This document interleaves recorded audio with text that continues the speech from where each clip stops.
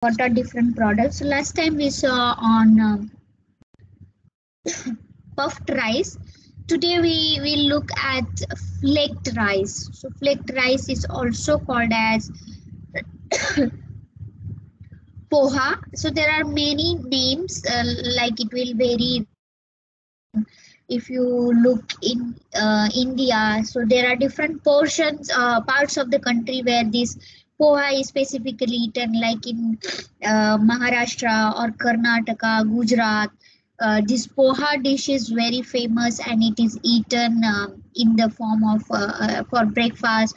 And there are other products also made, like we make out of it chuda, or some people make some fried dishes. So there are various ways of consuming this poha, and generally this poha is made from parboiled rice, a paddy. Okay, it's a paddy, from the parboiled paddy it is made. So how that we will see today. So basically,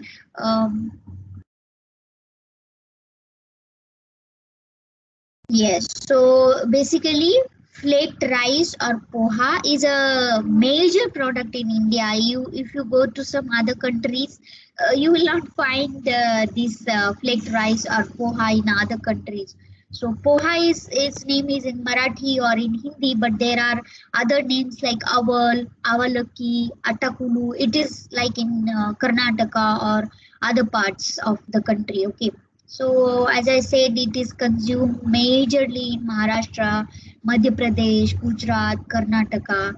So, either I have seen many people consume it also raw, like they just roast it and consume it, or just like that, the cleaned poha is put it in the chai and it is eaten like a raw poha and chai or tea. So it is either consumed raw along with milk or chai.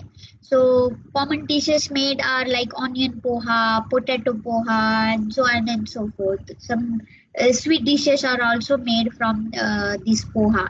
So roasted thick flaked rice is called as a chiuda, chura, poha, which is used in so there are many names.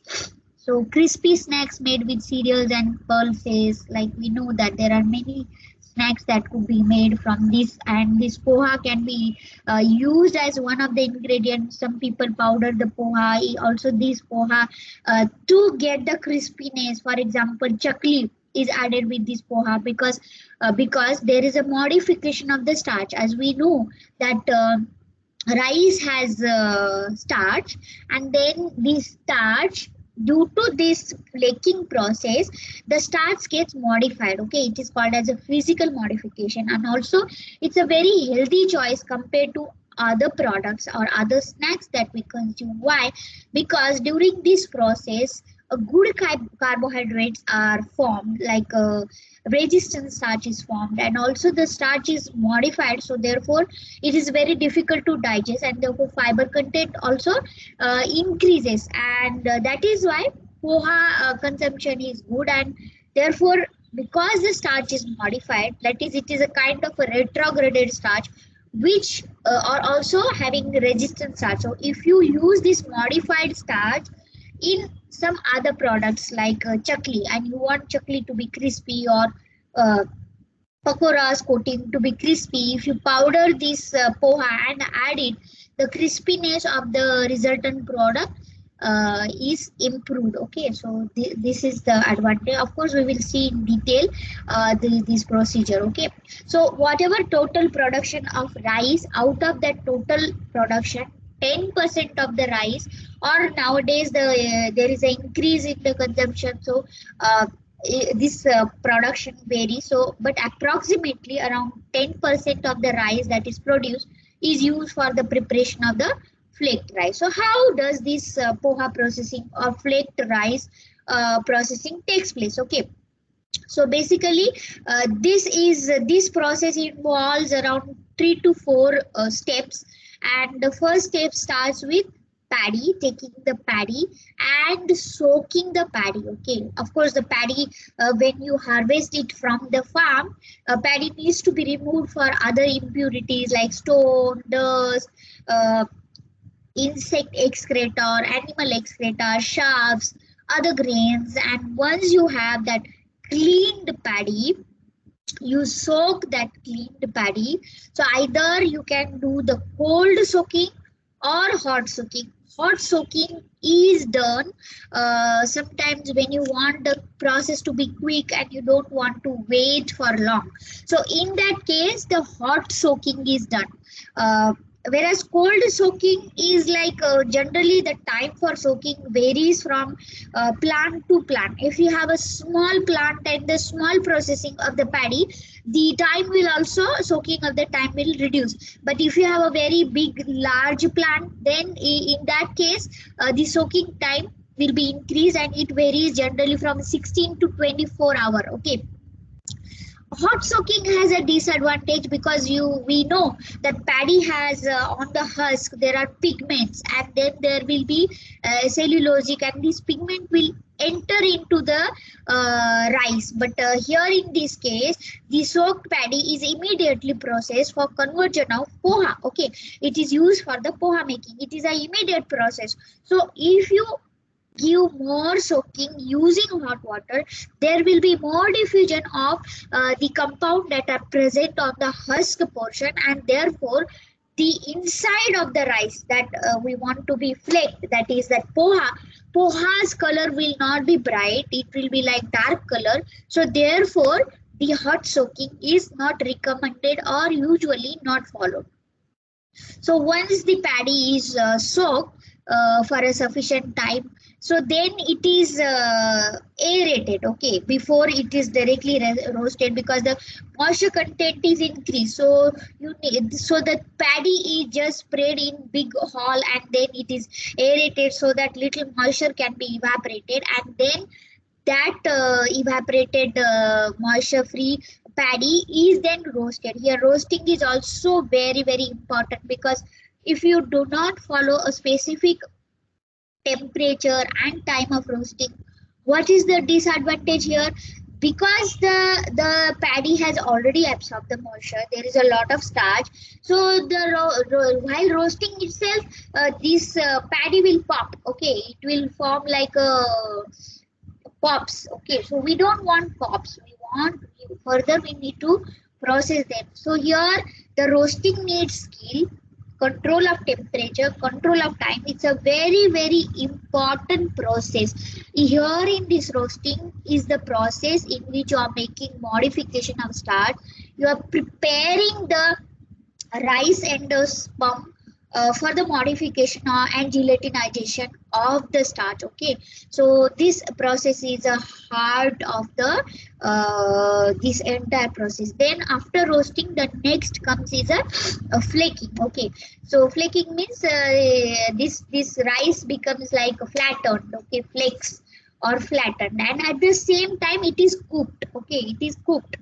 And then once you have, but then during this process there is no separate remove husk. So in the flakers there are advanced flakers available.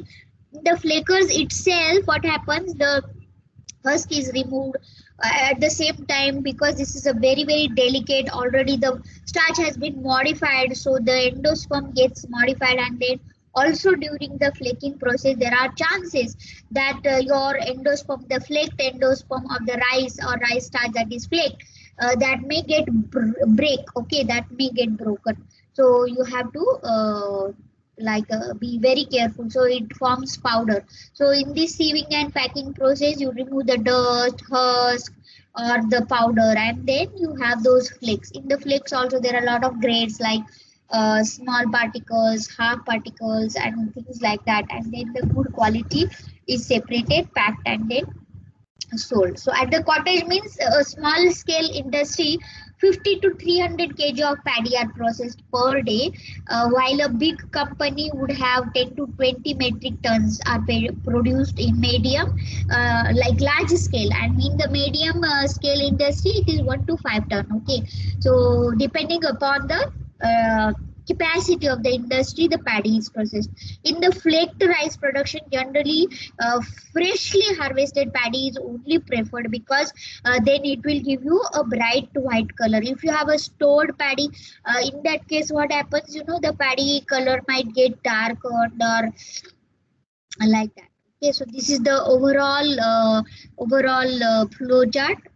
Here paddy is taken directly from the farm. Fresh paddy is chosen. It is soaked, conditioned, roasted. Here removal of powder and sand and other things. Like if you are doing sand roasting, there are different types we will discuss in the sand roasting. And then you are adding water so that the gelatinization is complete, the rice endosperm is cooked, and at the same time it is flattened. Then husk, bran and other flaked rice powder is removed. After flaking, the grading is done and then it is packed. Okay, smaller broken flaked rice powder, they are also separated and they are packed. So this is a screenshot that I have taken from some videos on YouTube. So if you put in the YouTube, if just poha processing, you'll get a very nice videos. So you have this initially the fresh paddy that is harvested from this farm immediately, but you see there are lots of impurities. Okay, so there are lots of impurities here. You see, this is the impurity, this is the foreign grain, there is a shaft here, other dust, see other grains. So these are called as a impurities. So initially the paddy is cleaned for the impurities, and there are many cleaners that we saw, aspirators, cleaners, all those kind of or all-in-one machines are also used, where on the basis of vibration, sizes, density, shapes, these impurities are removed. So once you remove, see this is a vibrator in which all these impurities are collected, like stones, sharps, and the machines vibrate continuously. Okay, so you remove all the impurities in the second step. In the third step, what you do, washing and soaking is done for 16 to 20 hours. So washing and soaking here varies from the quantity to quantity.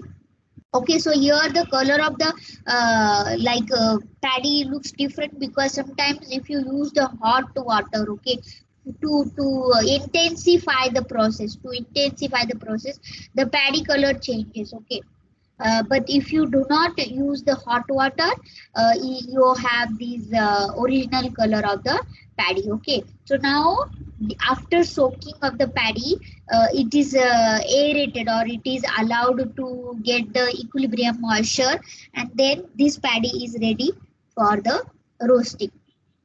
So roasting is done like in the small scale industry using the sand. Okay, or it is also done using automatic roasters are available. They are called as a electric automatic roaster, wherein either electricity can be used, and then they in this roaster, this paddy is roasted. Temperature can be controlled. This continuously moves that, so that this paddy which comes into contact with the heated drums, that doesn't come into contact for a long time. So it rotates. There are rotary drums are also available. So this is an electric oven in which the paddy is roasted, and immediately see this is the roasted paddy.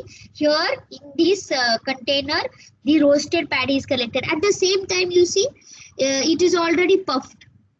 Okay, these are already like immediately while roasting, there are certain percentage, because here already you have done conditioning by addition of the water, and roasting is the temperature. We all know that when the starch absorbs the moisture, the amylose and amylopectin portion that is present in the starch, or starch is made up of amylose and amylopectin. So these starch then what happens, they undergo a process called as a gelatinization by absorbing the water. See, they have already entrapped the water into them, but due to the heat, these granule has swollen. Okay, these granule has swollen, but the here temperature of the roasting is so high. It is an HTST, like it is a short time the temperature shock is given, and because of this pressure is developed, and this some of the granule some of the paddy grains gets puffed up, but we do not want them to puff. So then there is a press machine in which this paddy which is roasted is added, and there are like, this is a flaker, okay, where the pressing also happens, okay, pressing. So pressing happens, and also this machine also removes the husk, okay, this machine removes, and you get this you add this paddy, and then you also get this uh, poha or flaked rice, okay. And then you see there is lot of doughs, also the husk that is powdered, which is like paddy coating. Then you have to sieve and then separate this, and you will get a good quality paddy. So let's see what happens under each stage. So in the small scale industry, the soaking is done just like in the cement tanks, okay. These are the cement tanks which are built, and they are filled with the water, and just paddy is added, and then water is added, and then intermittently it is moved. But then in the advanced industry, these cement tanks are replaced with the modern tanks, which are little bit perforated, in which aeration can also be done at the same time, okay. So metal drums can be used, or see, these larger processors soaking time ranges between 16 to 24 hours, but for a cottage scale or the small scale it may vary. So all this soaking time depends on the quantity of the paddy, okay, quantity of the paddy. So these cement tanks is a very cost effective way, just like you don't need it once you build it up, and that's all. But then these are now replaced with the vertical metallic tanks where the paddy is fed through the beans, so it has a proper beans and then outlet, so that you can take them out very easily. So after the given soaking time, the water is drained and the paddy is conditioned for 2 to 3 hours. So after you take out the paddy, it is allowed to aerate or conditioned, so that the water that is there, it goes until endosperm. We have seen what happens during the paddy. So water diffusion takes place. The water needs to reach with the endosperm, so that the starch that is present in the endosperm is modified, okay. So so then there is, after the 16 to 24 hour, there is a conditioning time is varies from 2 to 3 times within the soaking tank, or after heaping or spreading it on a open floor. So generally it is done on doing it on spreading on a cement floor with the fan on, okay, so that immediately it gets evaporated water. So hot water soaking is not practiced, but sometimes some industries also follow, so that to quicken the process. Generally in some part of the country, during winter season the temperature goes down, so then soaking takes a lot of time, okay, because we have seen that diffusion or soaking process is dependent on temperature. To accelerate the process, the hot water soaking is practiced, but then it causes the bad color or brown color to the poha. Why I say that? Because of the husk, they have lot of pigment. See, there is yellow pigment, brown pigment, so that pigment also diffuses inside the endosperm, rice kernel, okay.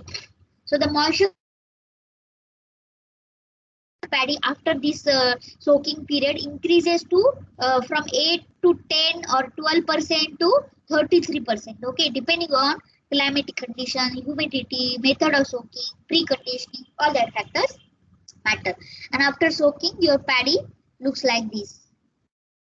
So once the aeration is done, now your paddy is ready for the roasting, okay. So this is a hand roasting. It is done in a small industry wherein there is this it is called as a bhatti, okay. It is called as a bhatti, and still in rural area some people do this flaking or making of poha at home. So this is a bhatti, and in that they put the sand, and then they continuously move their sand, the contact of sand and paddy, okay. So this is called as a sand roasting. So with or without sand is like, it's a very very laborious, intensive and costly manual operation that requires skill, and also a person needs to judge whether the roasting, because during this time there are a lot of changes that are taking place in the rice kernel, and also if you do not control the temperature, the paddy may get like flakes, not flake, puff, because the starch or endosperm already has been modified, and because of the moisture absorption there will be, and at high temperature, because of the gelatinization, we know that in gelatinization what happens, suppose you have this both, okay, you have these amylose and amylopectin, okay, so what happens, the bonding increases. Why? Because there is, during soaking the water gets absorbed, and then where is it, when the temperature, like during roasting, the molecule expand, okay, molecule expand. So be this, because of the expansion, what happens after gelatinization, this water comes out due to high temperature, and then these amylose and amylopectin bonds between them, H bonds, hydrogen bonds, so they will try to align again. So during that process of alignment, gelatinization, and also there is steam, so because of that the granule or the kernel will puff, okay. So basically this process is very important and requires skill. A slight shift from optimal roasting conditions may entail loss of yield caused by puffing of grains. Like you will not have the flaked rice, then you will have murmura or puffed rice, okay, during roasting, or breakage during flaking due to under roasting. So roasting has to be proper. So generally, in the smaller cottage level operation, roasting usually takes place in shallow iron pans placed on the hearth. Okay, like these. The pans are made up of thick iron material measuring 620 mm in diameter or 200 mm in height, and weighs about 17 kg. Okay, so 1 or 2 kg of paddy is roasted at a time for about 1 to 2 minutes, and this is the temperature, like 200 to 250 degrees Celsius. So this has to be really quick. And then what happens, like you have this hearth in which you have put the paddy as well as sand. So immediately there is a sieve. See here there is a sieve. So what happens, this lady does, she takes out the entire roasted material, then immediately sieves and make sure that the sand is removed and only paddy is taken, and the paddy is kept aside, the roasted paddy, okay. In the large scale or medium scale industry, roasting is performed by continuous roaster. So this is a rotating roaster. Rotating is done so that the paddy moves and the contact area, it is not like it is not burnt, okay. So here the temperature and time also maintained. Like here partial gelatinization of soaked paddy is achieved by roasting at 180 to like 110 to 180. So this is all depend on the paddy size, length of the paddy, thickness of the paddy. So there are different types, for the paddy. There are different varieties of rice being used, and this time here in this type of automatic roaster is like just 10 to 60 seconds compared to the previous one, okay. So here soaked paddy is fed to the roaster by means of a belt conveyor or by manually feeding the hopper, depending upon the capacity obviously. A medium scale processor usually has one such roaster and 5 edge runners, wherein they will supply or they will bring the roasted paddy here. Mechanical roasters are also available as batch type, or they are continuous types. Mostly a large scale where 10 to 20 tons of paddy is processed into poha, there it is like a continuous, okay, it is a continuous process. So roasters are operated either by electricity or on diesel or on firewood, okay, depending upon the capacity and the economical cost that is decided by the company. So the electrical roaster consists of a circular heating coil over which a circular iron pan is mounted inside this metallic cover. And here roasting is performed in batches like 8 to 10 kg of soaked paddy at about 200 degrees Celsius for some a short period of time. Okay, and then in the automatic roaster, the completion of roasting is indicated by initiation of popping sound. Okay, of the roasted grain. So immediately you stop there. After which the roasted paddy is discharged with the lever, and then it is passed further for cleaning. So here after roasting, the industry makes sure that if there are any foreign particles during the roasting, because here the sieving is needed. Why? Because sometimes there are popped popped paddy. Because of the roasting, there is some kernels are popped, so we don't want them to be there inside the flaker. So only the roasted paddy is used. Okay, so roaster consists of outer and inner horizontal cylindrical drums. Inner drum is equipped with helical ribs. So these are different types of roasters that are available and their principle. So basically during roasting, the temperature like moisture is like again brought back to 8 to 12% due to the high temperature of 200 degrees Celsius. The moisture gets evaporated instantly. A mesh assembly, yeah, here why there is a mesh, because you want to also remove the pop, and if you are doing the sand roasting, the sand needs to be separated from the paddy. Okay, so that paddy has this shape, and then sand or the dust, so it will fall down, or the popped because of the density difference. Okay, this paddy is heavier than the popped grains, also popped kernels. So based on the vibration, when you vibrate, the popped kernels will come on the top, and then it can be removed. Okay, so here the mesh assembly is arranged such that the sand is sieved out and returned back towards the mouth of the roaster by means of a helical ribs facing in the reverse direction, while the sand travels in the reverse direction. Okay, and then it is again heated. So if it is a sand roaster, okay, roasters found in the field are generally half ton or 1 ton per hour production model. So like in 1 hour 1 ton. Okay.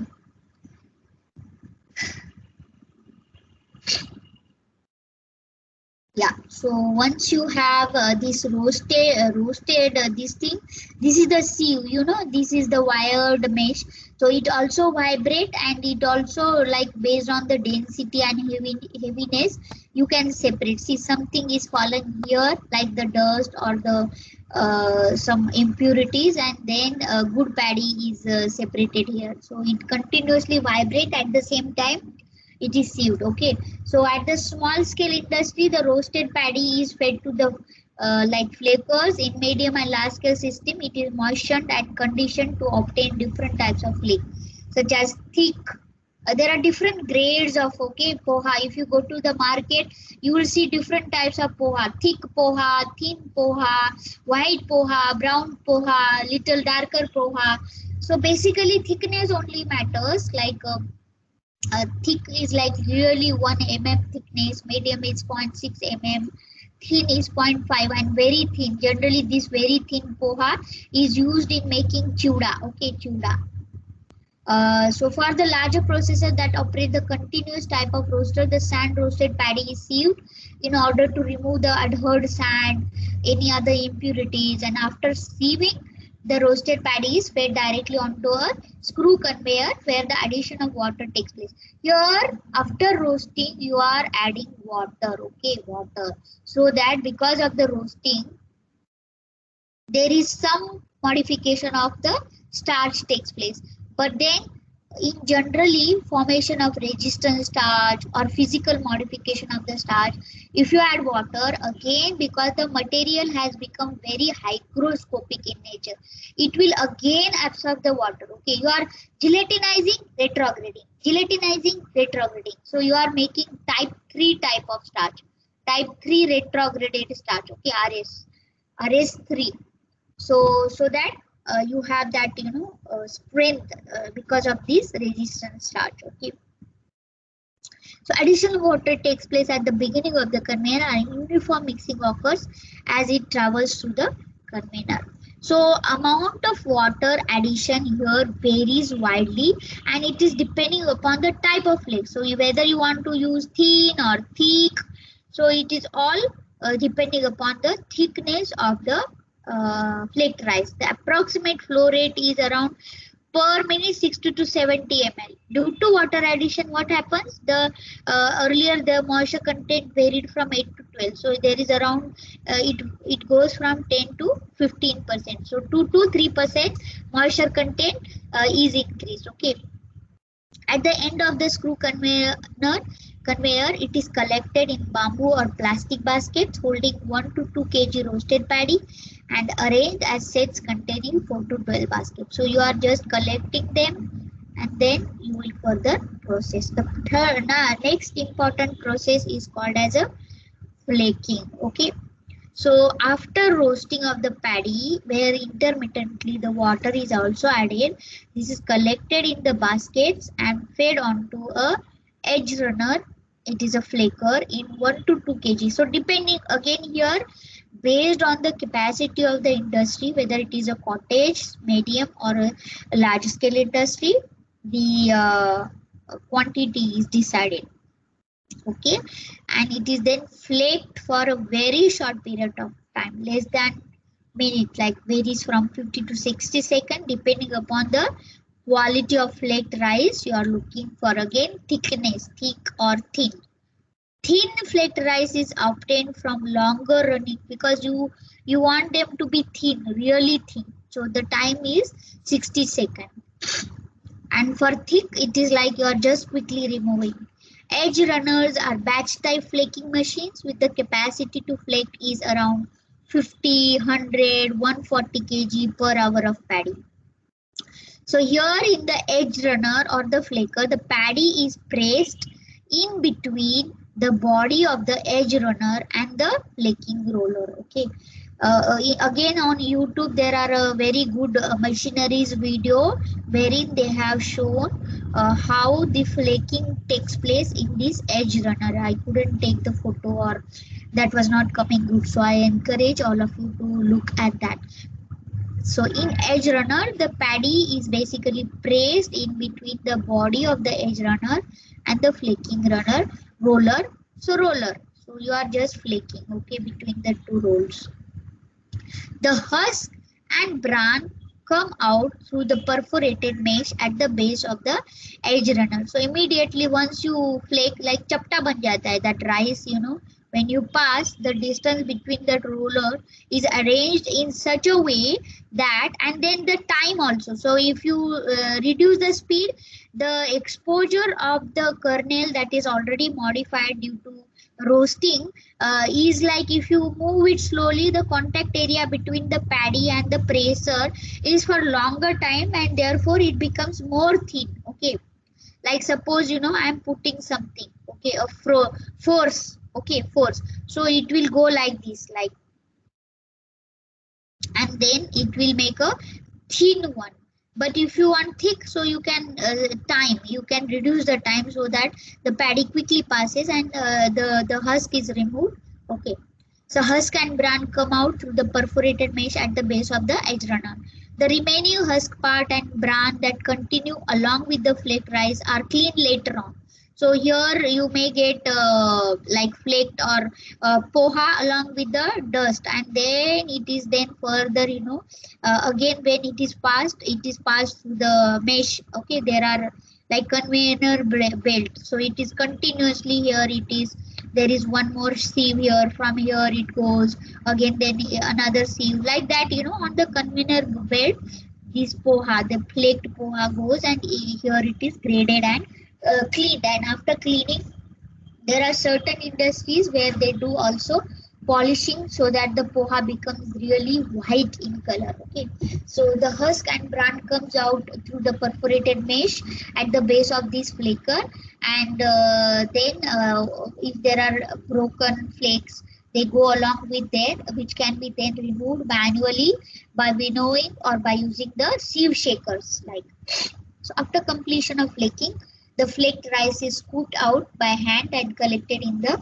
wide. So here now already the structure is developed.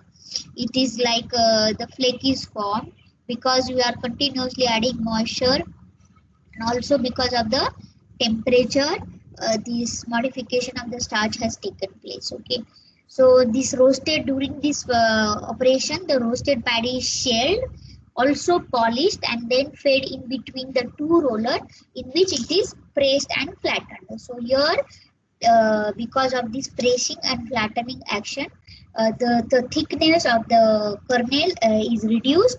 Also, it is accomplished by passing the paddy through the set of rollers in sequence. Like as I said, the time and the contact between the pressing machine or the rolls and the kernel decides the thickness. Okay, pressing the flakes for further flattening.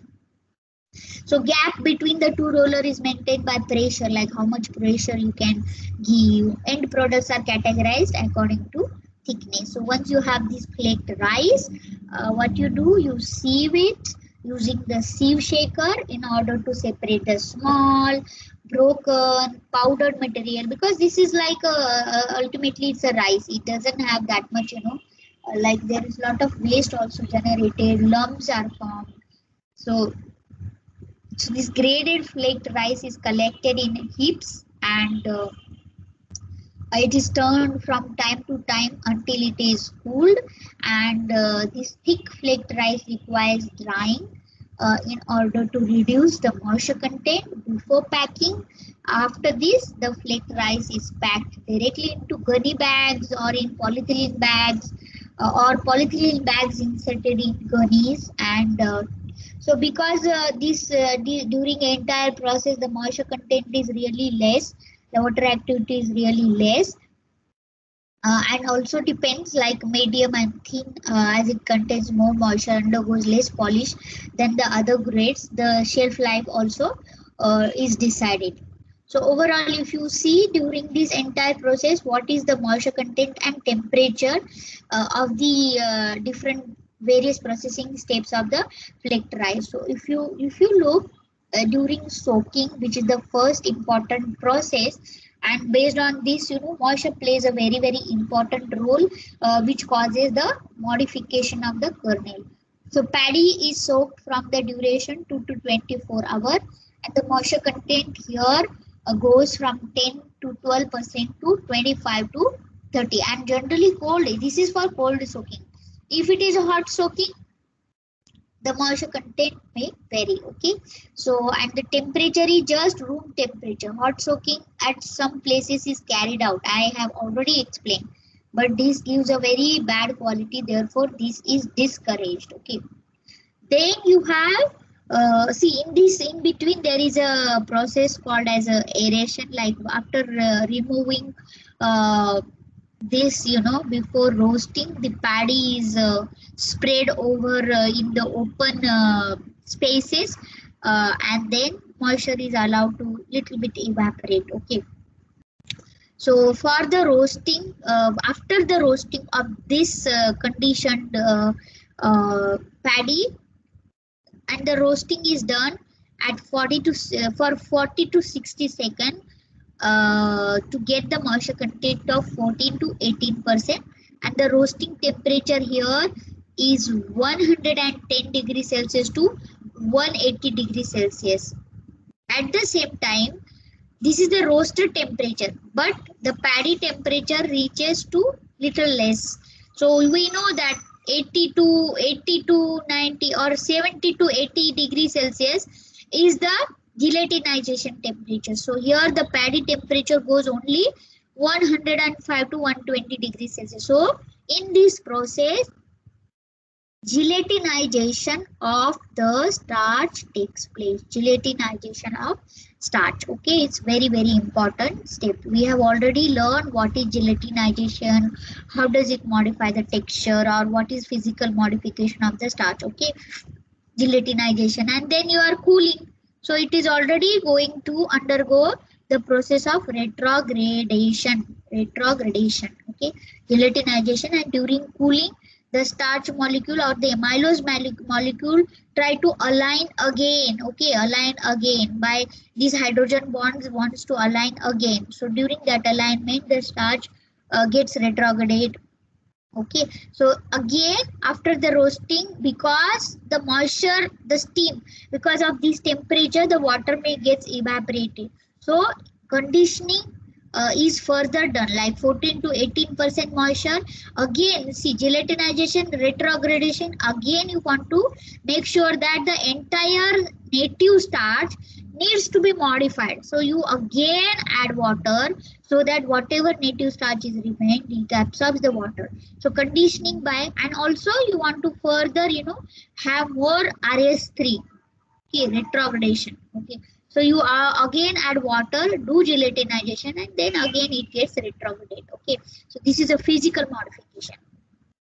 So you add water onto the roasted paddy. So your duration, like it's like quick, it's not much time, and around 16 to 19% moisture is increased here from 18. So it's little water only added. As I told you, it's just little moisture, and here again. Because it's a roasted paddy, and then the temperature is 90 to 105. So during this conditioning, you do the conditioning, and after this you are performing flaking. Okay, so here roasted paddy is flaked for a duration of 20 to 60 seconds, and the temperature of roaster is 80 to 95 degrees Celsius, and the moisture content goes down from 14 to 16%. From 19 it comes to 14 to 16%. So during this flaking, and due to the temperature, again the molecule gets gelatinized, and again you are cooling and packing, and it gets retrograded, and thus there is a physical modification. So therefore, see, you must have observed, if you eat poha for the breakfast, you don't feel hungry immediately. Okay, it has a like a good low GI, okay, glycemic index. So because of the retrograded starch or resistant starch, third, that is produced due to this process of gelatinization, retrogradation, gelatinization, and retrogradation. So it is like a heating, cooling, again heating, again cooling. So these, because of this cycle, there is a more retrograded starch is produced, which is not easily digestible. It is also called as a resistant starch, and therefore the satiety value for the poha is quite high. So when on the day when you eat your poha, you don't feel hungry immediately. But on the other hand, if you eat just bread, okay, bread, and then after bread you will feel immediately hungry. Okay, immediately. So because of the quick release of the glucose of the bread, because the bread is just a fermented uh, product. Okay, so yeah, that's all. So there are a lot of nutritional changes happen. One is a increase in the resistance starch, and also it's good, like it's very convenient product, and it is a healthy snack, you can say, and it has a very good shelf life. It is an expanded and popped product. You can further convert it into form of chivda. So it is a again another convenient